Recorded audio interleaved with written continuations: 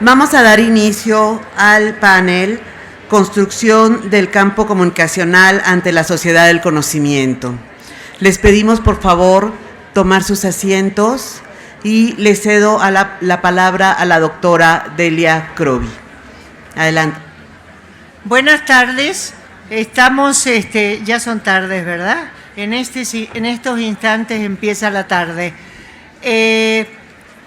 Les pedimos, por favor, si pueden tomar sus asientos para presentar este primer panel que cuando el Consejo Consultivo de ALAIC se reunió en Brasilia durante la escuela de verano y empezó a trazar las primeras líneas de lo que sería el programa de este congreso, pensamos que el tema de la sociedad de la información debía ser tratado primero desde la situación de México. Todavía hay mucho ruido. Para ello, para hablar de este tema de la sociedad de la información, hemos invitado a ALAIC a través de su consejo directivo, es que no puedo porque hay mucho ruido, invitó a 3 destacados investigadores de 3 universidades también emblemáticas de México. El doctor Raúl Fuentes, que viene del ITESO de Guadalajara, el doctor Raúl Trejo, que viene de la UNAM, y la doctora Carmen de la Pesa, que es de esta universidad anfitriona, plantel Xochimilco. El orden de las presentaciones es el que acabo de anunciar y me voy a tomar la libertad de primero dar un breve currículum de los 3 para luego que ellos expongan en este orden y posteriormente hacer un diálogo con ustedes. Para ello le hemos pedido a los ponentes que su presentación sea breve, de tal manera que podamos luego aprovechar el tiempo para algunas preguntas o incluso algunas intervenciones entre ellos mismos.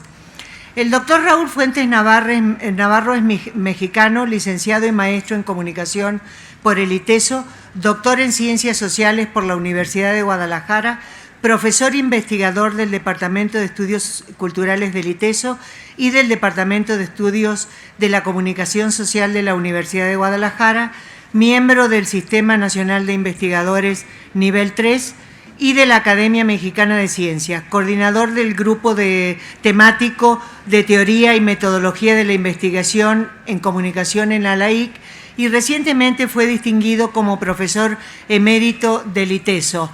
El doctor Raúl Fuentes es conocido por todos ustedes, ya que ha trabajado largamente sobre temas del campo, pero sobre todo porque ha sido un asistente constante a los encuentros de ALAIC. El doctor Raúl Trejo del Abre es investigador del Instituto en Investigaciones Sociales de la UNAM, miembro del Sistema Nacional de Investigadores, también nivel 3, profesor del posgrado en Ciencias Políticas y Sociales de la misma universidad, investigador de temas relacionados con sociedad y política en México, entre otros medios de comunicación y redes sociodigitales. Autor de 18 libros, entre los más recientes, Viviendo en el Aleph, La sociedad de la información y sus laberintos, Simpatía por el rating, La política deslumbrada por los medios y Alegato por la deliberación pública. Ha coordinado 13 libros colectivos y coautor con textos suyos en unos 124 libros. Ha presentado ponencias en más de 200 congresos y eventos académicos y ha participado en más de 600 conferencias, presentaciones y mesas redondas. Ha sido colaborador regular de diarios y medios de comunicación y actualmente es columnista semanal del diario Crónica. Es miembro del Instituto de Estudio para la Transición Democrática de la Sociedad Mexicana de Investigadores de la Comunicación. En 1990 recibió la distinción Universidad Nacional y en 1994 el Premio Nacional de Periodismo. En 1996 el Premio Fundesco de Ensayo en Madrid, España, y en 2012 el reconocimiento José Vasconcelo que otorga Radio Educación. María del Carmen de la Pesa Casares es doctora en filosofía en el área de comunicación. A partir de la crítica de los estudios de recepción y opinión pública, ha desarrollado investigación sobre los procesos sociales de significación. Actualmente trabaja sobre temas de música, cultura y política, políticas de la lengua en México y metodologías de investigación cualitativa y análisis del discurso. Entre sus publicaciones más importantes destacan los libros El rock mexicano, un espacio en disputa, de 2014, Canciones, Memorias e Identidades, el bolero y la educación sentimental en México, de 2001. Es profesora distinguida de la Universidad Autónoma Metropolitana, Unidad Xochimilco en México, en donde imparte cursos y ha dirigido múltiples tesis de licenciatura en Comunicación Social, maestría en Comunicación y Política y de doctorado en Ciencias Sociales. Es miembro del Sistema Nacional de Investigadores desde 1998, también nivel 3, y miembro fundador de la AMIC, de la Asociación Mexicana de Investigadores de la Comunicación, desde 1979. Actualmente co-coordina el grupo temático Teorías de la Comunicación de la AMIC y participa en redes de investigación a nivel nacional e internacional sobre temas de música, comunicación y política, metodologías cualitativas de investigación. Ha sido profesora invitada en la maestría y doctorado en comunicación de la Universidad Nacional de La Plata y la maestría y doctorado en ciencias sociales de la Universidad de Buenos Aires, así como del doctorado de antropología de la Universidad de Córdoba, del doctorado en educación y ciencias sociales de la Universidad de Guadalajara y también del Centro de Estudios de México y Centroamérica de la Universidad de Ciencias y Artes de Chiapas, entre otras instituciones. En los tres casos los currículos son muchísimo más amplios. Muchas gracias por estar aquí y por estas reflexiones en este primer panel. Le invito entonces al doctor Raúl Fuentes Navarro a que comience con su intervención. Muchas gracias. Buenas tardes. ¿Se escucha bien? Dejemos la tecnología de lado. Quiero subrayar en un primer momento el gusto que me da tener delante los rostros de tantos amigos y de tantos amigos potenciales que espero poder hacer crecer esa lista que ya es bastante grande.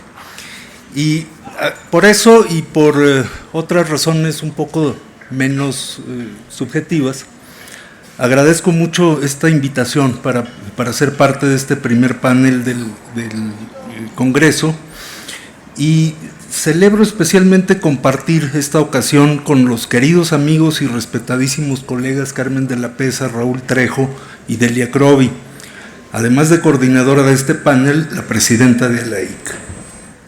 Durante varias décadas, no demasiadas, pero sí ya varias décadas, nuestras trayectorias se han cruzado, siempre en un sentido de convergencia académica, desde posturas y enfoques y temáticas de trabajo diferentes, pero nunca opuestas, en la intrincada historia de la construcción del campo de estudios de la comunicación en México. Hemos compartido muchísimos procesos y los seguimos compartiendo siendo amigos. Según anuncia el tema de este congreso, en referencia a las reflexiones críticas desde América Latina, voy a procurar proponer una perspectiva orientada a ubicar en coordenadas especial, pero no exclusivamente mexicanas, la pregunta por el sentido de la expresión sociedad del conocimiento y estimular alguna discusión productiva acerca del estado actual de ese proceso de institucionalización inacabada de nuestro campo en este país y en su entorno regional. Para empezar, tengo que advertir que no hablaré de comunicación, sino del estudio académico de la comunicación, y no de la sociedad del conocimiento, sino en todo caso de la utilidad de una expresión como esa para el conocimiento de la sociedad en la que vivimos y actuamos, sujetos a determinaciones estructurales y contextuales y con márgenes variables de libertad para ajustarnos a nuestros entornos inmediatos, donde la interacción con otros es inescapable. Es decir, hablaré, aunque sea muy brevemente, de las condiciones de desarrollo de la reflexividad académica, del fundamento esencial de la crítica, de la responsabilidad social de instituciones como la universidad, como la investigación científica, la política pública y sus agentes especializados, en nuestro caso, en la comunicación. Y necesariamente, aunque sea de manera tangencial, de un entorno social en el que las estructuras locales, nacionales y globales, en lo que incumbe a nuestro territorio y población, se han deteriorado incontenible e incomprensiblemente, de manera que sociedad del conocimiento, más que como una aspiración o como un proyecto en proceso de realización, corre el riesgo de interpretarse más bien como una especie de sarcasmo en la sociedad de la violencia, el desconocimiento y la corrupción. En la primera mitad de los años 70 en México, cuando a partir de los programas de formación profesional se comenzaron a formular en unas cuantas universidades iniciativas de investigación y de estudios de posgrado en comunicación, se hizo evidente que en un futuro más próximo o más lejano, los sistemas y sobre todo las prácticas de comunicación tendrían importancia estratégica para lo que en aquel tiempo se reconocía como el desarrollo, y ante las condiciones de dependencia y de desigualdad crecientes, como proyectos indispensables de transformación social. Sujeta en un principio al maniqueísmo imperante en esa época, cuando a la polarización este-oeste se agregó cada vez más, con mayor fuerza, la polarización norte-sur, la relación entre comunicación y sociedad adquirió referentes cada vez más intensos, cada vez más urgentes, cada vez más radicales, como la oposición cerrada y eventualmente dialéctica entre el uso represivo, entre comillas, y el uso emancipador, entre comillas, de los medios, formulados sin grados intermedios, por ejemplo, por Hans Magnus Enzensberger en Los elementos de una teoría de los medios de comunicación, un librito que tuvo mucha influencia hace muchos años cuando éramos estudiantes que empezábamos la carrera en comunicación.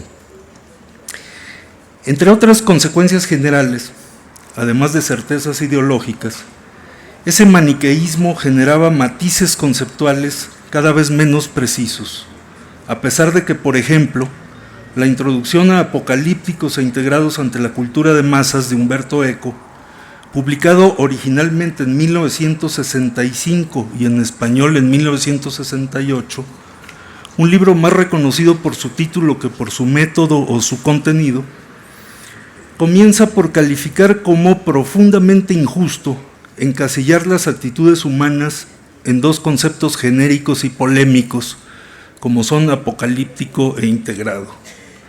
Conceptos fetiche, tan criticables como cultura de masas, según el propio Eco, que remataba esta otra obra influyente de aquel tiempo con una brillante reflexión sobre el cogito interruptus, operación típica de aquellos, según Eco, que ven el mundo lleno de signos o de presagios, signos ciertos de algo que no está en ninguna parte, pero que tarde o temprano sucederá.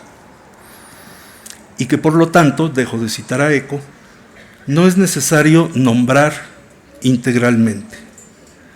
La historia de la idea de la comunicación parece estar llena de estas operaciones de intrusión ideológica y pragmática en la teoría, tanto en la versión francófona de Matelart, por ejemplo, como en la anglosajona de Peters.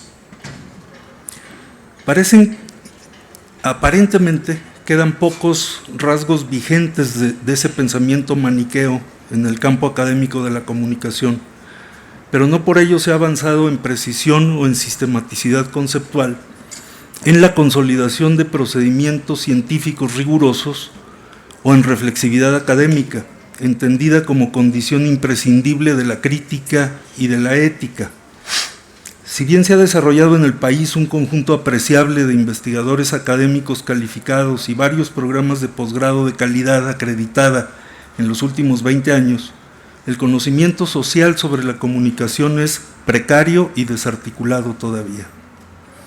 Prevalece la triple marginalidad que lo caracteriza desde hace varias décadas, fórmula que inventamos hace ya muchos años Enrique Sánchez y yo.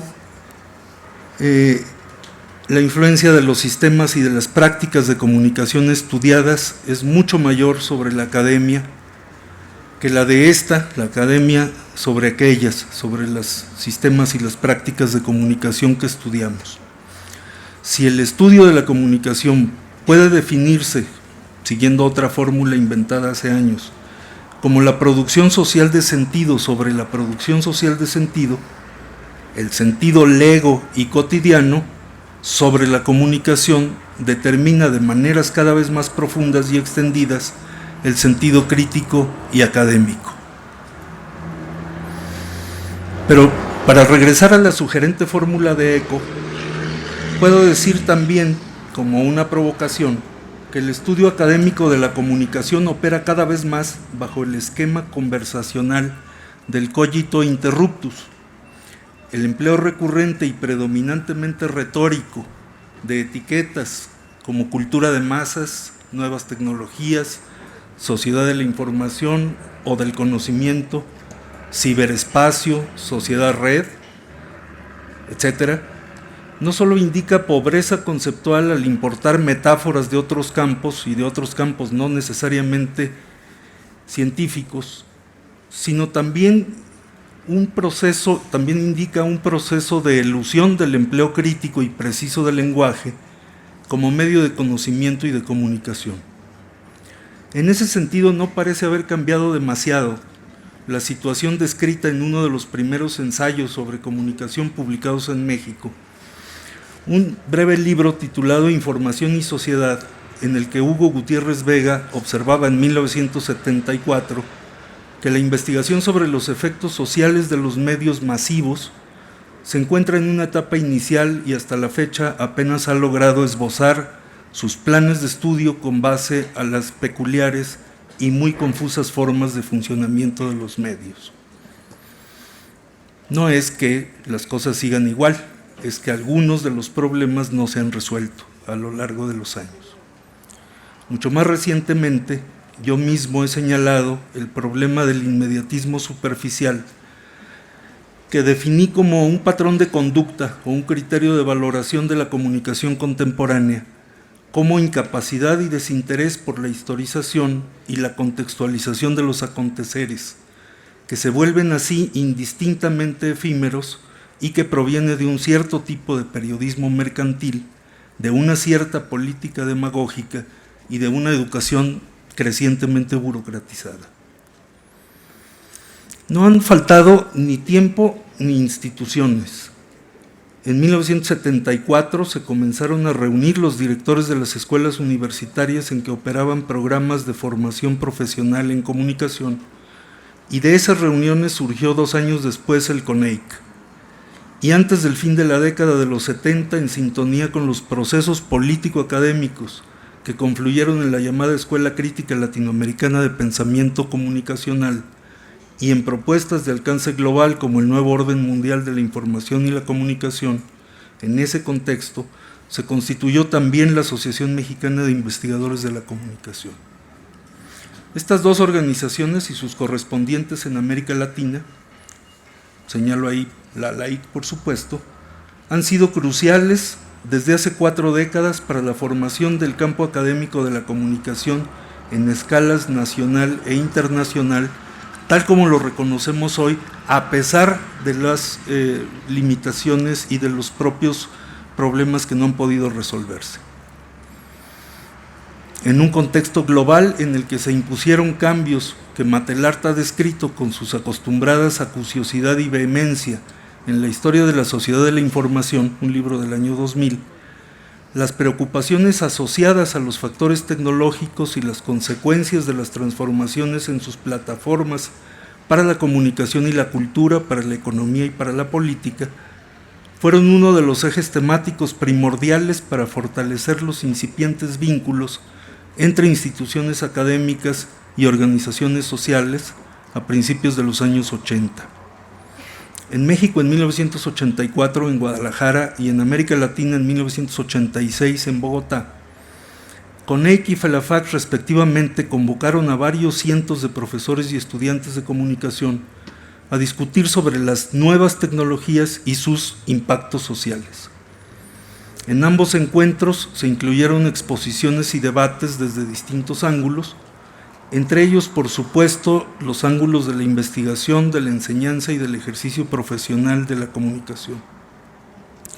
Al preparar mi participación en esos encuentros, encontré una cita de otro libro, El poder informático, de Herbert Schiller, un libro de 1983 en español, que más de 30 años después sigue orientando muchas de mis posturas y de mis prácticas académicas. Cito un párrafo de Schiller: cuanto más dure la creencia de que estamos disfrutando de un sistema de información bondadoso y benigno, que nos ofrece generosamente una mejor comprensión de la realidad social, mientras sigamos separados por cierto velo de responsabilidad social y neutralidad tecnológica de la estructura del poder, de la propiedad y del control político que domina en todos los demás sectores del sistema, mayor será el peligro en el que nos hallemos. Hasta ahí Schiller. Por supuesto, no se trata de decir que los referentes factuales, los referentes estructurales o interpretativos de principios de los años 80, como estos que he citado, sean idénticos a los del presente, por supuesto que no, ni que baste el recurso al cogito interruptus para articular un discurso consistente y útil. Hace 30 años, sobra decirlo, no había irrumpido Internet en los espacios públicos, ni se hablaba de globalización o de convergencia. Faltaba casi una década para que cayera el muro de Berlín y apenas se incubaban las condiciones en que florecerían más tarde las industrias telemáticas y se concentraría el sector de la información masiva, fundido con el de la informática y las industrias culturales, editoriales y creativas, en una proporción difícilmente prevista por el informe McBride de 1980, por ejemplo.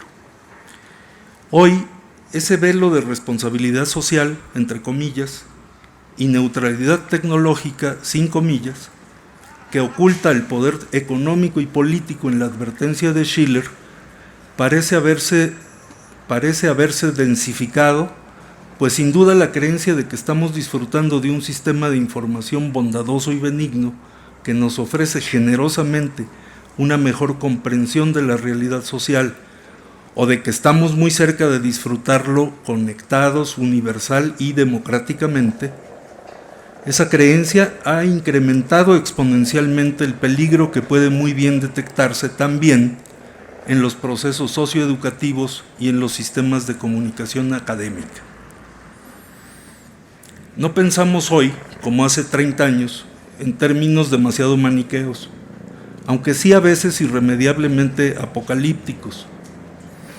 Para el pensamiento crítico, ciertamente, hay problemas nuevos añadidos a los viejos, que desafían nuestra capacidad interpretativa y que parecen ser muy relevantes, como el desarrollo extenso de las tecnologías de vigilancia o la aparente eficacia de la manipulación política y policíaca, pero también criminal si es que persiste alguna diferencia, de ciertos usos de los muy descentralizados y presuntamente liberadores sitios de redes sociales o de sistemas de gestión de referencias que no ciertamente de gestión del conocimiento, de fácil y ubicuo acceso, como Google o Wikipedia, que estructuralmente, más allá de la tecnología, comparten algunas determinaciones prácticas que conviene problematizar en la educación superior.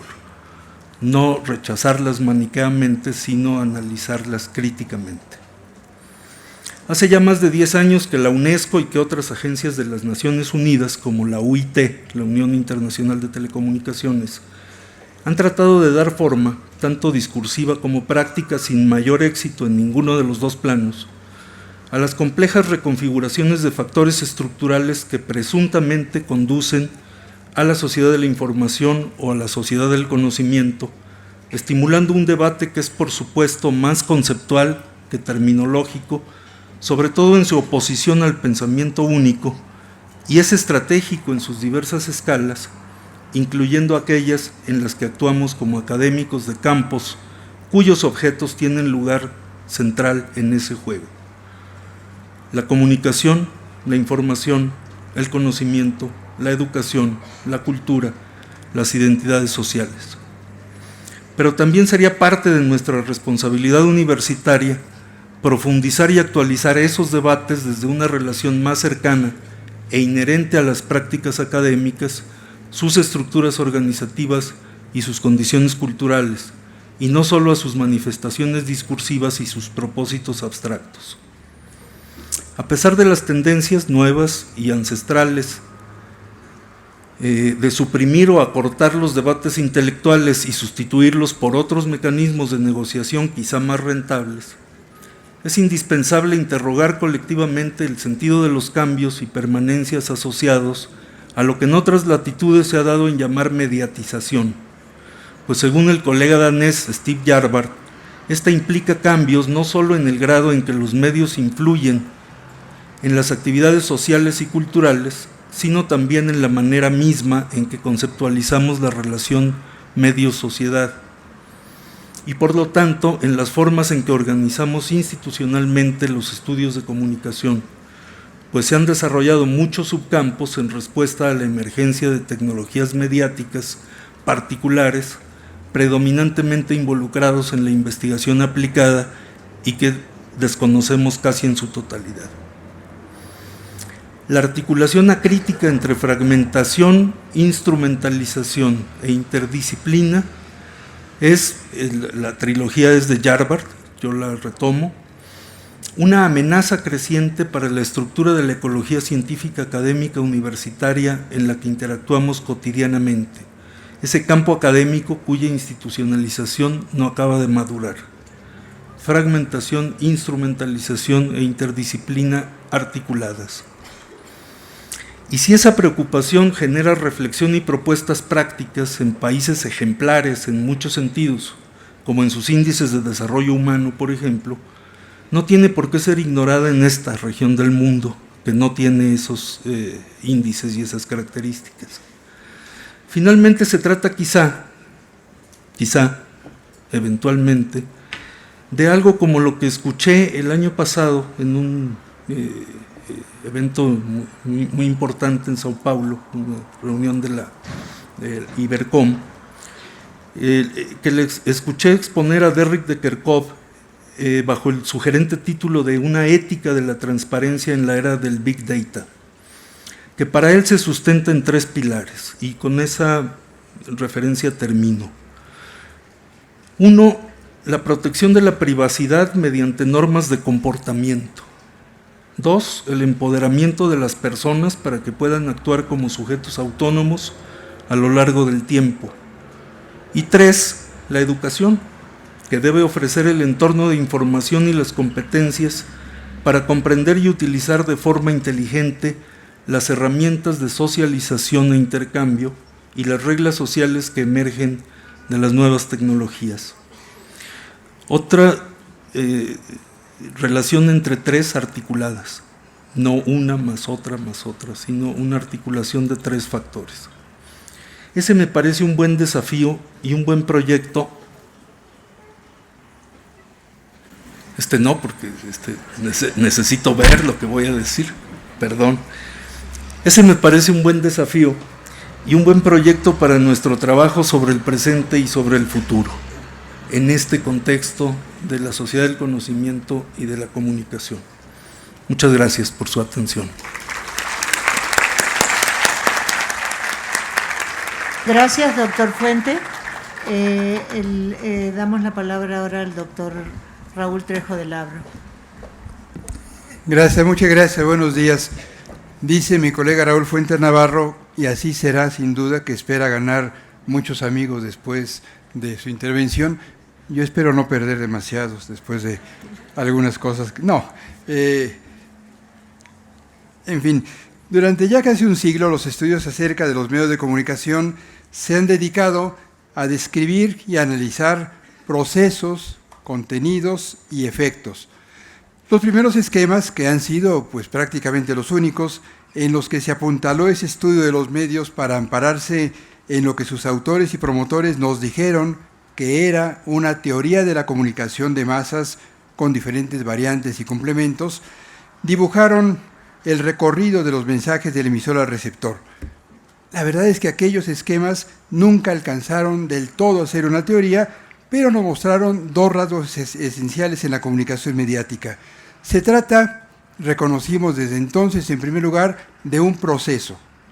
Los mensajes se trasladan desde la fuente emisora hasta sus destinatarios. En ese camino, aunque apenas dure unos instantes, son modulados con recursos tecnológicos. Al cabo de ese trayecto son recibidos por audiencias que les dan sentido a tales mensajes. El segundo rasgo que evidenciaron aquellas representaciones es el carácter autoritario, vertical de los medios de comunicación de masas. Unos cuantos producen y difunden para muchos más. Es un proceso antidemocrático. Esa es la clave del negocio, así como de la influencia de los medios de comunicación de masas. De esa manera se propagan contenidos que han sido el otro tema privilegiado en el estudio de los medios. Para desmenuzar esos contenidos, los investigadores emplean acercamientos de muy variada índole, acercamientos semiológicos, identifican lenguajes y discursos, señalan ideologías evidentes y subyacentes. Otros enfoques describen historias, estructuras, prácticas e intereses de las empresas e instituciones de comunicación. Finalmente, la recepción y utilización de los contenidos mediáticos ha sido motivo de acercamientos que van de la psicología a la etnografía o que en otros casos pasan, para mencionar unas cuantas vertientes, por la mercadotecnia y la demoscopía. Las variadas corrientes en las que se pueden clasificar los estudios de los medios se ocupan de alguno de esos pasos en el proceso de la comunicación de masas. Los medios así analizados han sido instituciones u objetos, según se les mire, que difunden contenidos con rasgos, lenguajes y perfiles peculiares de manera unidireccional, por lo general sincrónica y en momentos determinados. Me he detenido en esta retahíla de obviedades para subrayar dos características de la comunicación mediática que contrastan con la nueva comunicación digital. Una de ellas se encuentra en la práctica social específica que desplegamos cuando sintonizamos, miramos o atendemos a la radio, al cine, a la televisión o a la prensa. Se trata de acciones emparentadas porque todas ellas implican recepción de contenidos, pero que ejercemos en circunstancias por lo general diferentes. Por otro lado, y a consecuencia de ese carácter peculiar, cada uno de esos medios es parte de un contexto comunicacional o de un espacio público, para decirlo en otra clave de interpretación. Se trata de piezas diferentes, si bien ensamblables, del enorme rompecabezas que ha estado constituido por el conjunto de mensajes, valores, culturas, ideologías que conforman el mencionado espacio público o el imaginario colectivo, como dice otra corriente analítica. Esas coordenadas han orientado el estudio de los medios y a los paradigmas que numerosos investigadores han acuñado y reiterado para entender inflexiones y experiencias en el proceso de la comunicación de masas. Esos ejes han cambiado con la propagación de los recursos tecnológicos que están conformando una sociedad de la información. A muchos colegas el término sociedad de la información les resulta incómodo porque lo asocian fundamentalmente con proyectos empresariales o con afanes estatales hegemónicos que con su naturaleza esencial. La sociedad de la información es antes que nada el entorno conformado por una serie de procesos para propagar mensajes de manera constante, diversa, ubicua y abundante. La sociedad del conocimiento no describe ese contexto, sino una aspiración plausible, pero lejana. La sociedad del conocimiento es un proyecto programático para darle un sentido virtuoso a esta sociedad de la información. Por eso, a pesar del nombre de este congreso, me quedo con este último término, sociedad de la información, que describe el rasgo más importante de la abundancia de datos y contenidos y de opciones para allegarnos de ellos que hoy en día nos nos circunda y abruma, aunque también nos entretenga y maraville tanto. Antes de la irrupción de las tecnologías digitales teníamos un sistema de medios segmentado, compuesto por contenidos separados unos de otros. Ahora tenemos un ecosistema comunicacional nutrido por contenidos que emiten los medios tradicionales, que siguen vigentes, pero que también son estos contenidos de los medios tradicionales propagados en sitios web, redes sociodigitales, teléfonos inteligentes, aunque difundan mensajes bobos, en fin. Ese ecosistema además se alimenta de la miríada de textos en blogs, fotos en Instagram, videos en YouTube, entradas en muros de Facebook, frases en Twitter y mensajes telefónicos, para solo mencionar los espacios, aplicaciones y canales más frecuentados que colocamos y recibimos todo el día. Tenemos los mensajes de los medios convencionales y esta enorme cantidad de nuevos contenidos que todo el tiempo propagamos y consumimos. La sociedad de la información no es un medio, sino una colección de espacios maleables, cambiantes y constantemente actualizables, en los cuales se propagan contenidos de los medios tradicionales y muchísimos contenidos más. Todo esto es parte, lo sabemos bien, de nuestra experiencia cotidiana en esta sociedad de la información. Sin embargo, desde el campo de la comunicación se ha querido seguir investigando a los medios tradicionales sin reconocer las modificaciones drásticas que ha sufrido el entorno comunicacional o el espacio público, en donde esos medios ahora están acompañados y así complementados o confrontados por las nuevas formas de comunicación digital. Instalados en la costumbre, nos cuesta trabajo preguntarnos qué ajustes o qué virajes tenemos que emprender en las metodologías que habían parecido útiles para interpretar los programas de televisión o las noticias de la prensa, ahora que se encuentran en un contexto sustancialmente distinto. No son pocos los colegas que aún desmenuzan discursos, identifican textos y textualidades o intentan evaluar audiencias sin tener procesos de recepción, sin tomar en cuenta que ahora en la circunstancia de los medios y de quienes reciben sus mensajes es drásticamente distinta. El periodismo, la producción de contenidos audiovisuales, la comunicación política, la mercadotecnia, para mencionar unas cuantas actividades, han dejado de ser lo que eran, abrumadas y relativizadas, o a veces enriquecidas y potenciadas en este nuevo entorno digital. Sin embargo, el estudio de esas tareas y en general de los medios ha cambiado demasiado poco. Al mismo tiempo, y en otra expresión del estancamiento que padece nuestra reflexión sobre las condiciones de la comunicación en el entorno digital, a los nuevos medios y/o a los espacios y prácticas de comunicación que han aparecido en ese entorno se les estudia con metodologías y rutinas de los viejos medios. Hay quienes analizan los contenidos informativos en sitios web como si se tratase de noticias en medios impresos, sin advertir que las formas para difundirlas, su lenguaje, los criterios para jerarquizarlas y las maneras de leerlas son distintas en la pantalla, a diferencia de los estilos y usos en el papel. Todavía tenemos análisis de narraciones audiovisuales difundidas en línea que tienen ritmos, formatos y audiencias distintas a las de la televisión, como si se tratase de viejas telenovelas. También se estudia con viejos criterios la economía de los consorcios de la comunicación digital, que suelen tener flujos financieros y formas de apropiación y expansión de capital diferentes a los de las empresas convencionales.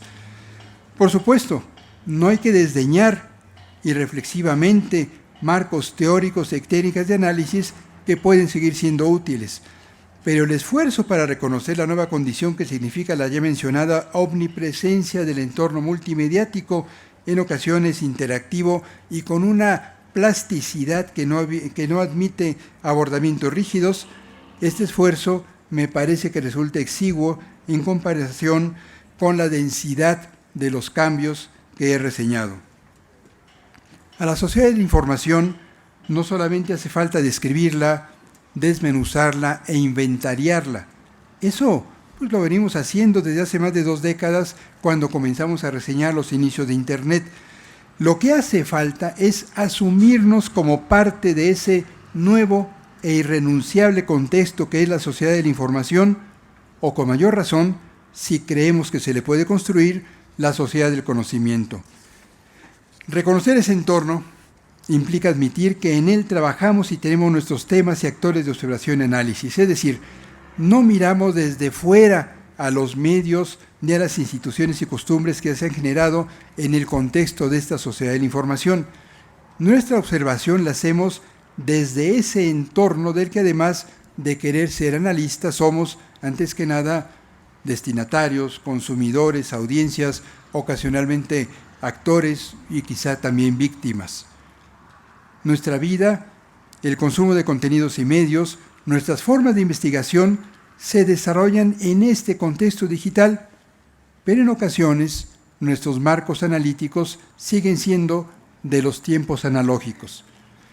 Tenemos el privilegio de atestiguar un cambio de época del sistema mediático corporativo, rígido y autoritario a una sociedad de la información de contenidos exuberantes, ubicuos, dispersos, desjerarquizados y organizados de manera reticular.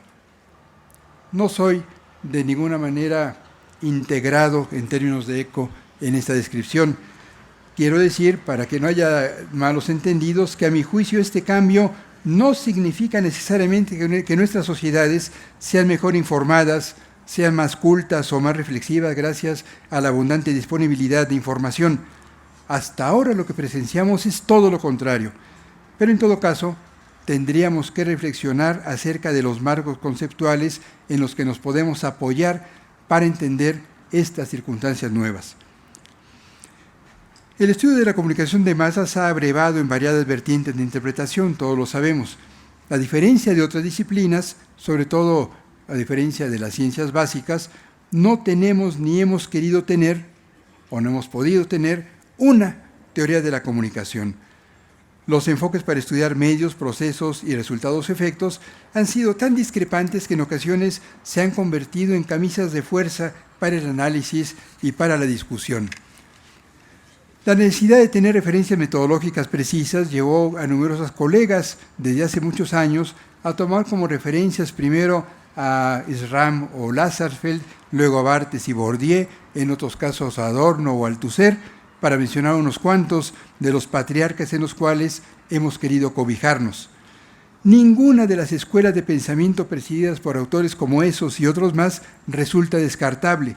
De todas ellas han surgido enfoques y estudios que han enriquecido nuestro conocimiento de los medios. El problema con esas corrientes no ha sido lo que dicen o proponen, sino la manera como las han sacralizado algunos de los investigadores que se respaldan en ellas. En vez de aprovecharlas como expresión de reflexiones inacabadas, porque el pensamiento en las ciencias sociales es dinámico y siempre se revitaliza o deberá hacerlo en la realidad, a esas diferentes escuelas se les ha tomado como capillas a las cuales se ascriben quienes practican una u otra interpretación. En lugar de discutirlas y contrastarlas unas con otras y con los procesos de comunicación, a esas corrientes a menudo se les ha tomado como catecismos. Hemos tenido así unas ciencias de la comunicación, dicho sea entre comillas, que abrevan en marcos teóricos excluyentes, no porque lo sean en sí mismos, sino por la pasión con la que algunos de sus practicantes se parapetan en ellos. Esta adopción de marcos teóricos a los que se toma como parámetros irreductibles ha sido contradictoria con la versatilidad que siempre ha tenido el proceso de la comunicación, especialmente en su desembocadura en el momento de la recepción. Los marcos conceptuales inflexibles pudieron amparar numerosos acercamientos a los viejos medios que comunican en procesos unilineales y unilaterales. Pero no bastan para entender las interrelaciones técnicas y económicas ni los discursos cambiantes y dispersos que singularizan, al menos a esta fase en la que estamos, de la sociedad de la información. Por supuesto, cuando enfrentamos un problema de investigación, siempre es pertinente elegir una escuela de pensamiento. Eso lo decimos siempre a nuestros estudiantes cuando hacen sobre todo tesis doctorales. Hay que adscribirse una corriente. Esa decisión equivale a preferir, en vez de otros posibles, un emplazamiento, un sitio desde donde miramos un segmento de la realidad.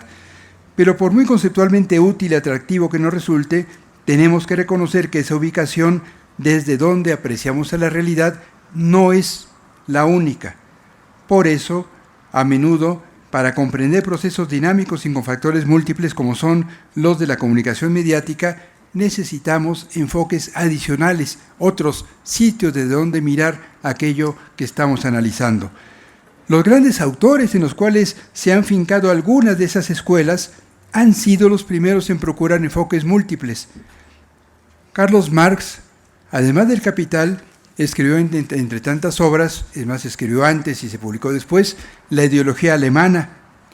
Economía y cultura o formación de la conciencia eran entendidas de manera dialéctica. En un ejemplo más reciente, el economista Thomas Piketty, en El Capital en el siglo XXI, además de rigurosas series econométricas, se apoya en textos de la literatura europea para explicar la concentración de la riqueza y el aumento de la desigualdad. No acude solamente a las bases de datos económicas, este economista francés tan célebre ahora, sino reconoce que la desigualdad se puede entender también a partir del arte, de la literatura, de la creación artística. En otra vertiente de interpretación, hay quienes consideran que los estudios culturales están reñidos con la explicación de las condiciones materiales en las cuales se propagan los mensajes mediáticos. No es cierto.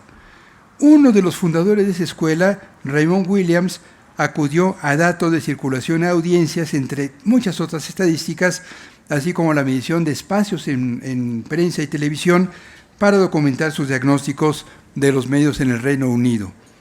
El mismo Stuart Hall destacaba entre sus principales influencias obras como La formación histórica de la clase obrera, el enorme libro del historiador Edward P. Thompson, que no desdeña la información estadística ni las referencias al contexto económico en ese extenso y sólido relato. Por eso me parece que las disputas entre quienes ondean las banderas de lo que han llamado economía política de la comunicación, que desde su denominación es reduccionista por el afán de ponerle apellido a una ambición, a una corriente de interpretación inicialmente definida por su ambición totalizadora, y por otro lado de los estudios culturales, que es una designación también contradictoria, como si tratándose de medios pudiera haber estudios al margen de la cultura. A menudo estas confrontaciones son innecesarias, cuando no artificiales o quizá incluso artificiosas. Ambas corrientes resultan útiles cuando se trata de entender a los medios en toda su complejidad, particularmente ahora con la fluidez económica y la multiplicidad simbólica acentuada en esta sociedad de la información.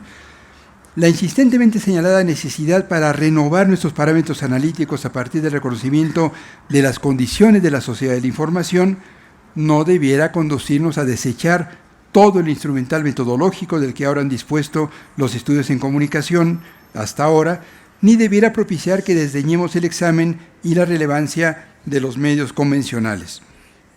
Durante décadas nos preocupamos por evidenciar las ideologías, describir las estructuras y subrayar intereses y complicidades de los medios de comunicación. Entendimos a la concentración mediática como una de las causas de las insuficiencias democráticas y culturales en nuestros países. En los años más recientes, el entorno digital ha abierto nuevas posibilidades para la diversidad y los contrastes en el escenario de la comunicación. La televisión y la radio digitales permiten que haya más canales. Las noticias nos llegan por Twitter antes de llegar a las redacciones de los diarios. A los que antes clasificamos como programas de televisión, ahora los miramos en línea. Los medios tradicionales ya no acaparan nuestras opciones para informarnos y consumir contenidos culturales. Hay quienes dicen, a partir de novedades como estas, que la preocupación analítica y política por la propiedad de los medios es obsoleta, que la televisión ya no influye, que la gente se comunica en línea y para informarse prescinde de los medios. Pero el hecho de que dentro del ambiente mediático haya nuevos contrapesos, favorecidos por la pluralidad de nuestras sociedades y por la tecnología digital, no implica de manera alguna que los medios tradicionales hayan dejado de tener importancia. Con frecuencia, cuando nuestro interés por los medios es tan intenso que llegan a deslumbrarnos, desde la academia hemos llegado a contribuir a magnificar su influencia. Estamos tan cerca de ellos que les damos una importancia que no siempre alcanzan a tener los medios en nuestras sociedades. Hay quienes han supuesto así que las telenovelas definen irremediablemente el gusto de los televidentes, que los niños se vuelven de inmediato violentos cuando miran violencia en los programas infantiles, que la televisión es capaz por sí sola de imponer gobernantes. Esas mitificaciones nos han conducido a diagnósticos erróneos sustentados en la voluntad más que en la realidad. Algo similar sucede ahora cuando consideramos que los medios convencionales, o cuando hay quienes consideran que han quedado tan abrumados en el entorno digital que ya no tienen importancia. Este desdén me parece analíticamente entorpecedor y puede tener consecuencias políticas graves. Los medios convencionales se desempeñan ahora en un entorno con exigencias y contrastes nuevos, pero aún son hoy todavía la fuente de información y entretenimiento de amplios segmentos de nuestras sociedades. Para entenderlos es preciso ensanchar la mirada analítica, renovar los enfoques ortodoxos y trascender la rigidez de los pensamientos comunicacionales únicos. No solo necesitamos flexibilidad para servirnos de distintos enfoques metodológicos, además resulta imprescindible apoyarnos en disciplinas tradicionalmente ajenas a los estudios de medios, pero sin las cuales no entenderemos y mucho menos podremos explicar los nuevos procesos de comunicación. Para comprender a los medios hemos tenido que apoyarnos en recursos a veces de la lingüística o la economía o del derecho y las ingenierías, y desde luego ha sido necesario acudir a la historia o la filosofía. Multidisciplina y transdisciplina suelen desplazar a la intransigencia de los enfoques rígidos. Esta variedad disciplinaria sigue haciendo falta, pero ya no resulta suficiente. Tenemos nuevos medios y algunos otros renovados, pero sobre todo un ambiente informacional nuevo. Los estudios mediáticos tienen que ser estudios de ese entorno, si aspiran a ofrecer explicaciones y no solo descripciones. Vuelvo para terminar al símil del rompecabezas. Ahora las piezas cambian constantemente de forma. Las que en un momento ensamblan unas con otras, más tarde ya no encajan. Los estudios de comunicación y medios tienen que mirar al rompecabezas todo y no solo a una o a unas cuantas de las piezas. Los estudios de medios debieran ser precisamente eso, tomando en plural a sus objetos de investigación y no solamente a un medio aislado de otros. Esa actitud de búsqueda y de cuestionamiento a los viejos parámetros metodológicos implica abandonar la certeza que confieren las capillas académicas, sí, pero creo que vale la pena. Como he explicado, hablando de la investigación y las sorpresas en la ciencia, el destacado biólogo Richard Dawkins, cuando se refería a la complejidad de las explicaciones científicas, la solución a menudo es más hermosa que el rompecabezas. Muchas gracias. Muchas gracias, doctor Raúl Trejo del Abr. Tiene la palabra ahora la doctora Carmen de la Pesa Casares.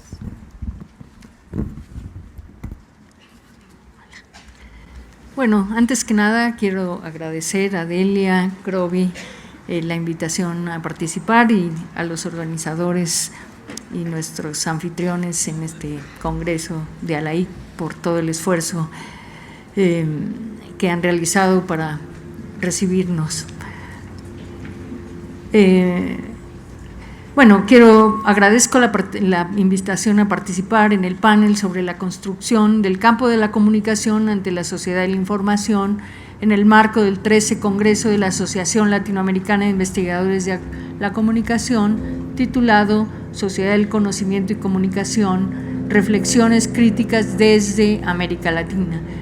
Para pensar críticamente la relación entre la comunicación y la sociedad del conocimiento en el contexto particular de América Latina, la convocatoria al Congreso propone un conjunto de preguntas sobre el papel del Estado-Nación frente al avance de los capitales financiero, industrial y de servicios, tanto nacionales como extranjeros, las políticas públicas en materia de educación y desarrollo tecnológico, así como las múltiples formas de mediación social que se despliegan en el marco general de la sociedad de la información o del conocimiento y se materializan en prácticas y productos.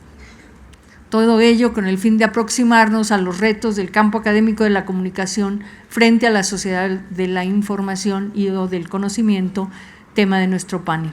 Me siento honrada en compartir este espacio con mis amigos Raúl Fuentes y Raúl Trejo, destacados investigadores y sin duda especialistas en este tema. Mi punto de vista, como el de cada uno de nosotros, es singular, por tanto quiero hacer explícito mi lugar de enunciación. A diferencia de mis colegas que me precedieron, como mujer, aunque de presentes hablo como mujer, aunque de ninguna manera pretendo hablar en nombre de todas las mujeres, y desde mi trayectoria de investigación, que ha sido el estudio de los sujetos más que de las tecnologías de la información y la comunicación.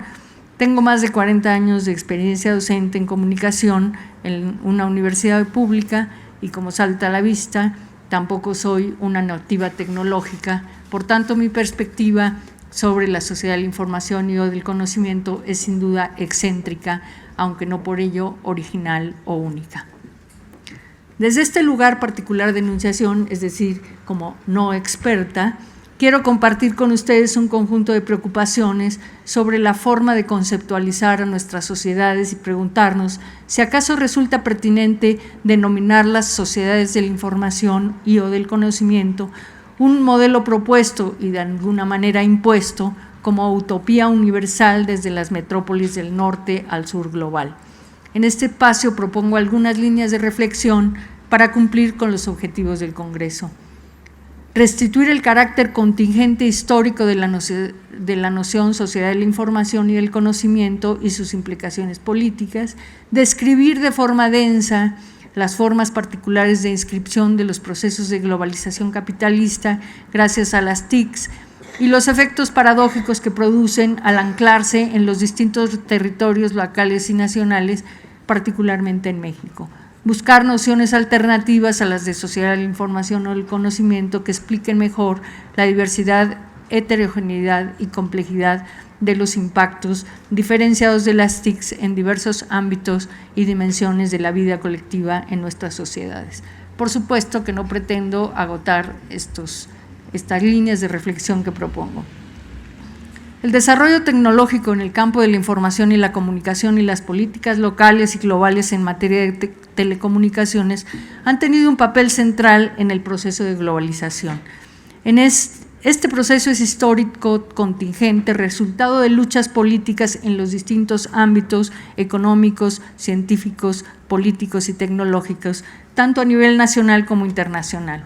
La implantación desigual de las tecnologías de información y comunicación en la vida cotidiana en las distintas sociedades latinoamericanas, así como la definición conceptual y política de sus alcances y fines, es el resultado de luchas por el poder en distintos ámbitos y procesos políticos, económicos, científicos y tecnológicos de distintas duraciones. En la disputa política por la definición de la función social de las tecnologías de la información y la comunicación y las reglas de su funcionamiento, es posible identificar, según mi punto de vista, dos etapas históricas, paradigmáticas y creo radicalmente distintas. En las décadas de los 50 y 70, el Estado benefactor, la Guerra Fría, los movimientos de independencia de Asia y África, las revoluciones latinoamericanas y la emergencia del Tercer Mundo. Una vez concluida la Segunda Guerra Mundial, creo me voy lejos, pero son de larga, mediana y corta duración. Una vez concluida la Segunda Guerra Mundial, se creó la Organización de las Naciones Unidas, cuyo objetivo era mantener el diálogo y la paz entre los pueblos, para lo cual la comunicación cumplía un papel central. En la primera conferencia mundial de la ONU en 1946 se creó la División de Medios de Comunicación y en el acta constitutiva se aprobó e incorporó la doctrina del Free Flow of Information propuesta por el embajador estadounidense, postulado que quedó formalmente establecido tanto en el Acta de la Conferencia Internacional sobre Libertad de la Información de 1948, como en el artículo 19 de la Declaración Universal de los Derechos Humanos, también de 1948, y se mantuvo sin discusión mientras las metrópolis occidentales ostentaban la mayoría en la ONU y en la UNESCO.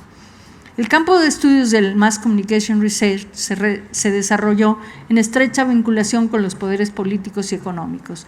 Investigadores como Harold Laswell, Paul Lazarsfeld, Wilbur Schramm y Etienne de Soulapoul colaboraron estrechamente con el ejército norteamericano en la guerra psicológica en Europa, el combate al comunismo durante las guerras de Corea y de Vietnam en Asia y el apoyo de los golpes de Estado de las dictaduras y a las dictaduras militares en América Latina. Los programas de desarrollo fueron una de las estrategias fundamentales para combatir la amenaza del comunismo en los países del tercer mundo.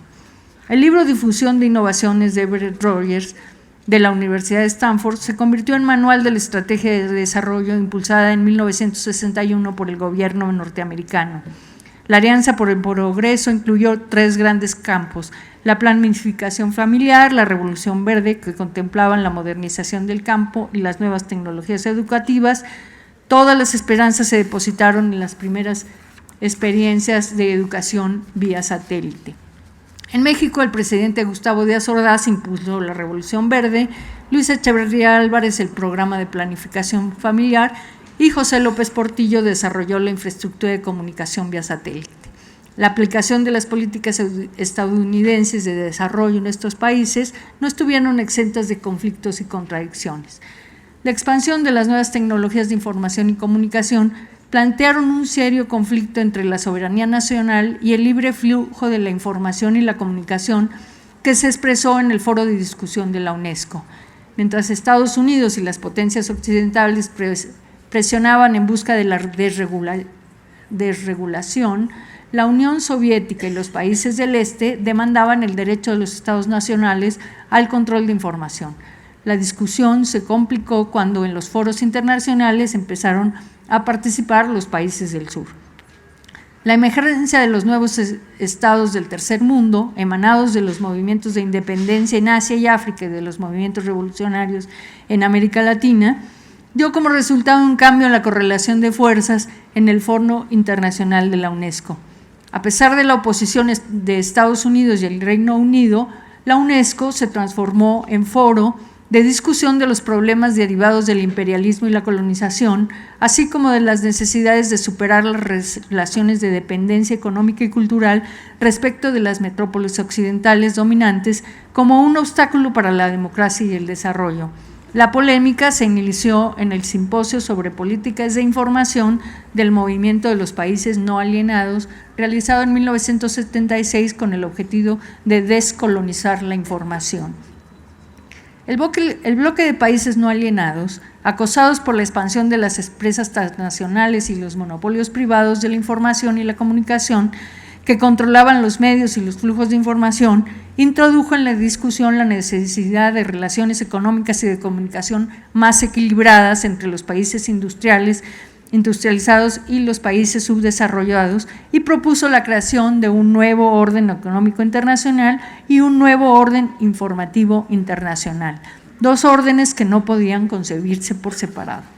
A diferencia del periodo anterior, en el que prevalecía la perspectiva desarrollista estadounidense, en este periodo dominó la teoría crítica de la dependencia latinoamericana de inspiración marxista. Los teóricos de la comunicación, como Luis Ramiro Beltrán y Juan Somavía, participantes en las discusiones de la UNESCO, compartían las teorías de Teotonio dos Santos, Fernando Enrique Cardoso y Enzo Faleto, Ruimaro Marini, autores que consideraban que el desarrollo capitalista ha establecido una red de relaciones desiguales y estructuras de dominación entre los países centrales y sus periferias. En ese contexto, el sistema de medios de comunicación dominado por las empresas transnacionales, en lugar de propiciar el desarrollo, sería para profundizar las relaciones de dependencia. En la década de los años 70 y 80, México participó en posición de liderazgo en el grupo de países no alienados.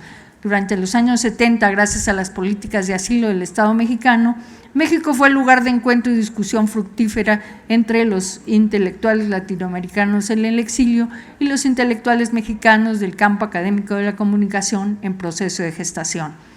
La Facultad de Ciencias Políticas y Sociales de la UNAM, la carrera de Comunicación y la revista Comunicación y Cultura de la UAM y otras instituciones como el ILET, el Instituto Latinoamericano de Estudios Transnacionales del que fuera director y fundador Juan Somavía, el Instituto de Estudios del Tercer Mundo, auspiciado por Luis Echeverría, fueron espacios de investigación y discusión sobre los modos de participación de los estados latinoamericanos y las empresas privadas en el desarrollo tecnológico, la convergencia tecnológica de la comunicación a distancia y la informática y sus posibles implicaciones económicas y políticas. Bueno, hay un libro pionero de Armand Matelar y Héctor Schmuckler y después un libro posterior de Fátima Fernández que hablan de cómo se desarrolló la estructura de medios y de la estructura de satélites y de la telemática en México.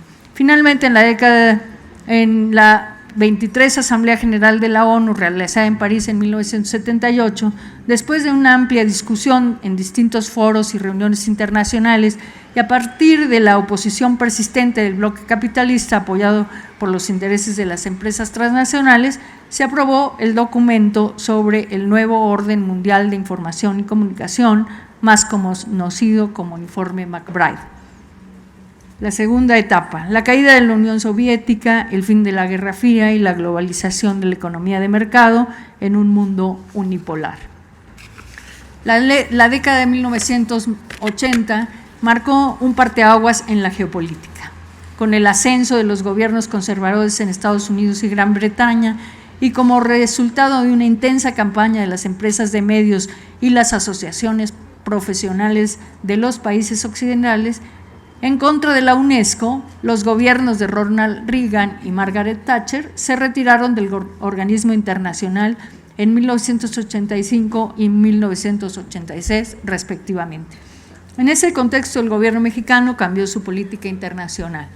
En 1986 ingresó al GATT, con lo cual provocó la desconfianza y el rechazo de los países del tercer mundo y perdió la posición de liderazgo que había mantenido en el grupo de países no alienados en las décadas anteriores. Grupo que abandonó para sumarse posteriormente al G20. Ahora es en el grupo de los no alienados, que ya no tiene gran importancia internacional, que hoy por hoy lo dirige Maduro, imagínense nomás, México participa como observador. El contexto internacional que había favorecido la aprobación del proyecto de un nuevo orden mundial de información y comunicación cambió radicalmente. Con la desaparición del bloque soviético, el tercer mundo y el grupo de países no alienados perdieron, por un lado, el apoyo táctico de la Unión Soviética y, por otro, el lugar de identidad que habían adquirido durante la Guerra. Su lugar de identidad que habían adquirido durante la Guerra Fría se desdibujó. Asimismo, durante la Guerra del Golfo quedó de manifiesto el poder de Estados Unidos como única superpotencia. En 1991, el debate sobre políticas de comunicación y desarrollo se desplazó de la UNESCO a la Organización Mundial del Comercio y a la Unión Internacional de Comunicaciones, UIT, organismos controlados por las potencias económicas occidentales, particularmente Estados Unidos. La sustitución de la UNESCO por la UIT como espacio de discusión de las políticas de comunicación representó la anulación de la discusión política por una discusión puramente técnica. 25 años después de la aprobación del NOMIC en la UNESCO, la UIT convocó a los países, las empresas y la sociedad civil a participar en la Cumbre Mundial de la Sociedad de la Información, que se celebró en 2 sesiones, Ginebra 2003, Túnez 2005.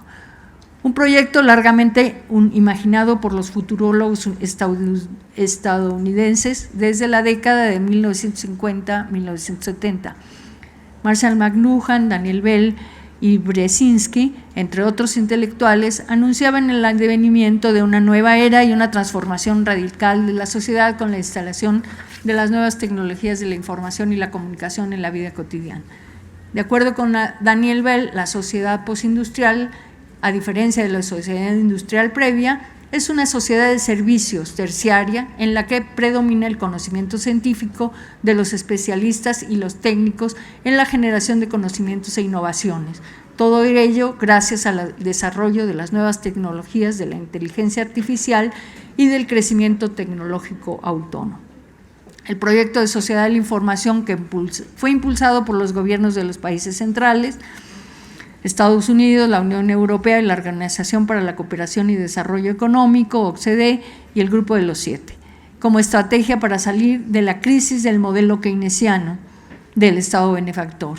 El viejo proyecto estadounidense del Free Flow of Information fue lanzado con nueva fuerza, como si la propuesta de un nuevo orden mundial de la información y comunicación negociada con los países del tercer mundo jamás hubiese existido. En el documento aprobado, el derecho a comunicar se reduce a la posibilidad de acceso al consumo de tecnología, entendido como un problema económico y de mercado, de oferta y demanda. El acceso a los servicios se alcanzará por el abatimiento de los costos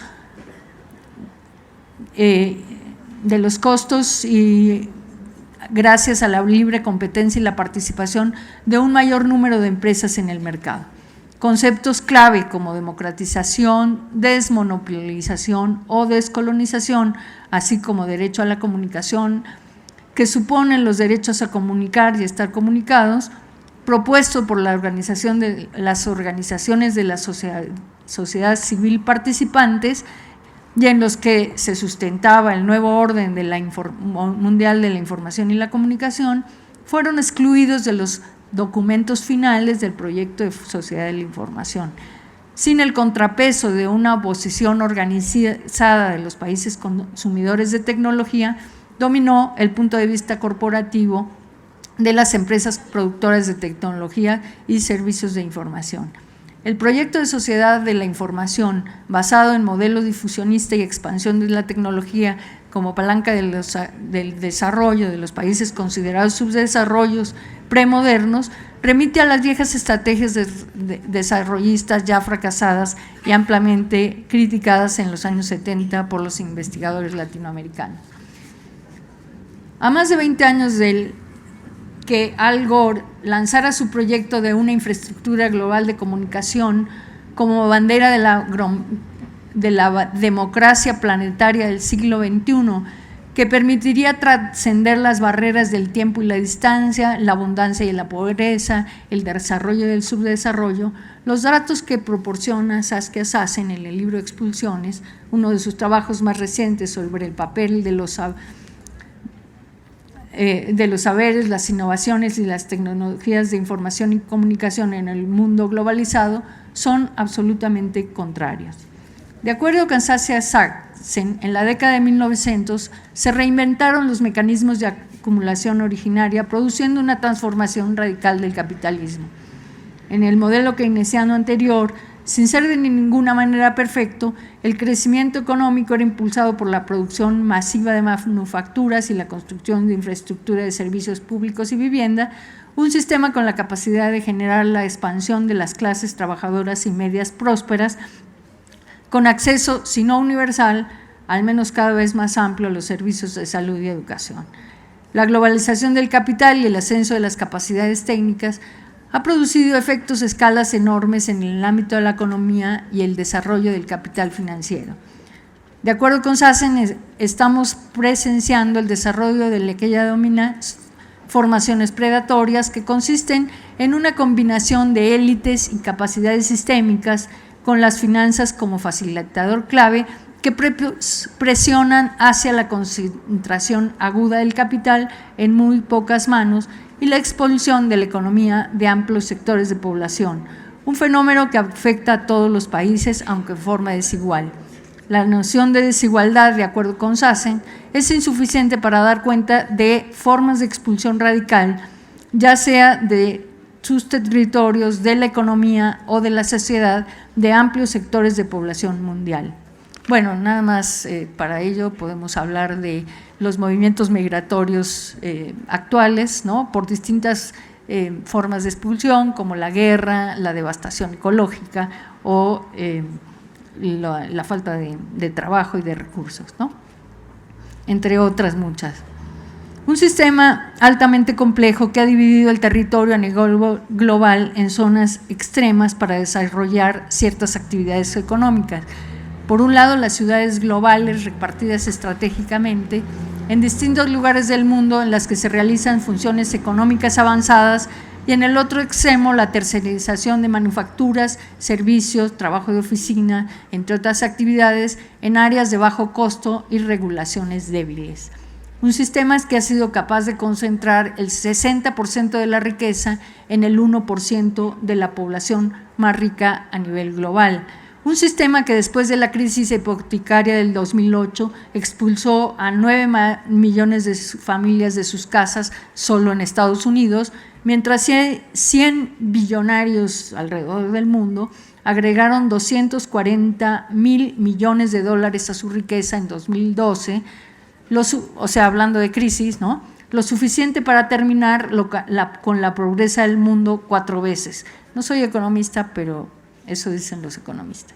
Estos fenómenos de expulsión y altísimos niveles de concentración de la riqueza no son casuales, son el resultado de una combinación de variables en las que podemos incluir no solo las innovaciones técnicas, financieras y de mercado. También han contribuido las políticas de austeridad del Banco Mundial y del Fondo Monetario Internacional, aplicadas religiosamente por los gobiernos nacionales, adelgazamiento del Estado, desregulación laboral, apertura de fronteras, que han favorecido a las corporaciones en detrimento de los trabajadores. Bueno, un proceso iniciado por México con el presidente Salinas de Gortari en los años 90 y que ha concluido con las reformas estructurales de Enrique Peña Nieto, la reforma educativa, la reforma de medios, la reforma laboral. La política fiscal es uno de los mecanismos fundamentales que ha favorecido el empobrecimiento de las mayorías y el enriquecimiento de los más ricos. Mientras más las ganancias de las corporaciones se han incrementado exponencialmente, el aporte de las corporaciones a la recaudación fiscal es cada vez menor. Los gobiernos cada vez más pobres y con altas tasas de endeudamiento se ven obligados por un lado a recortar los programas de salud, vivienda, educación y creación de infraestructura y por otro a incrementar los impuestos individuales. Es decir, las empresas pagan cada vez menos impuestos y los ciudadanos pagamos cada vez más impuestos. Los futurólogos de la sociedad de la información y del conocimiento acertaron en los señalamientos relativos a la valorización creciente de la información y los conocimientos inmateriales, muy por encima del valor de las manufacturas y la infraestructura material. No así en los efectos que tendrían dichas transformaciones en el modo de producir riqueza, en el mejoramiento de las condiciones de vida de la mayoría de la población mundial y en la expansión de la democracia. La complejidad de los procesos de globalización de la economía y el papel contradictorio que han tenido en el desarrollo de las tecnologías de información y comunicación en las sociedades contemporáneas representan un reto para el campo de estudio de la comunicación.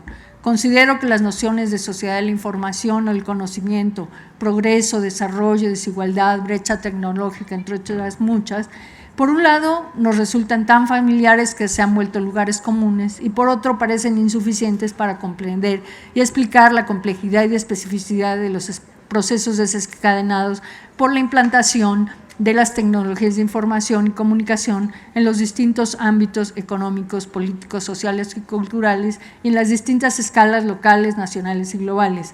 Hoy más que nunca necesitamos nuevas herramientas teóricas para comprender, conceptualizar con mayor precisión el tipo de sociedad que se prefigura para América Latina con la incorporación creciente de las tecnologías de infocomunicación en las condiciones actuales del proceso de globalización.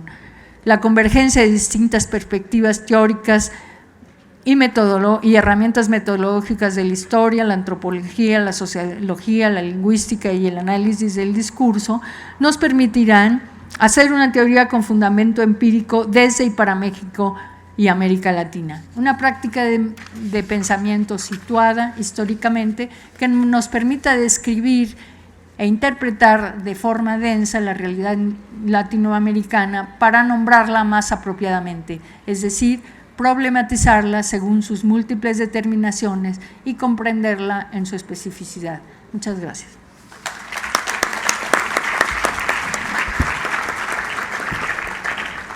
Muchas gracias a Raúl Fuentes, Raúl Trejo y Carmen de la Pesa.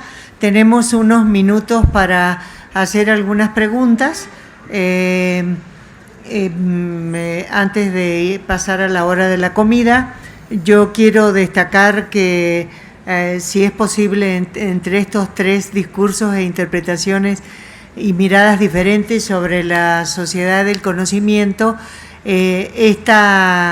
reclamo que se ha vuelto muy reiterado, de buscar nuevas herramientas metodológicas para estudiar estos asuntos que en términos de comunicación conforman un nuevo sistema de medios que no se excluyen, como dicen algunas viejas premisas de la comunicación.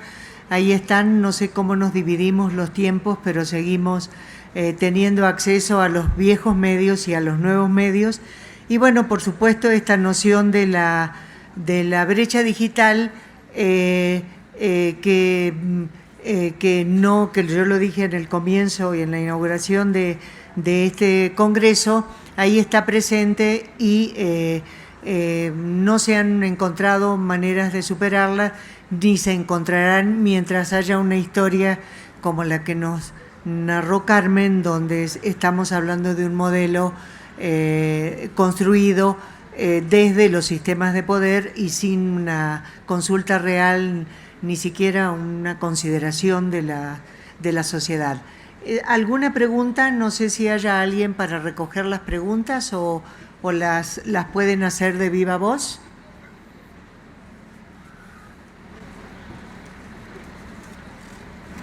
¿No hay preguntas? ¿No hay preguntas? ¿Algunos comentarios de los ponentes entre sí?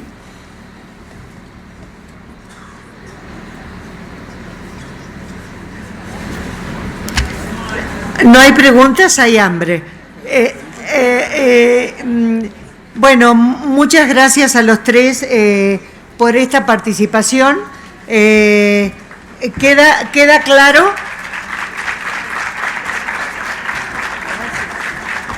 Queda muy claro que es un... Fuentes Navarro.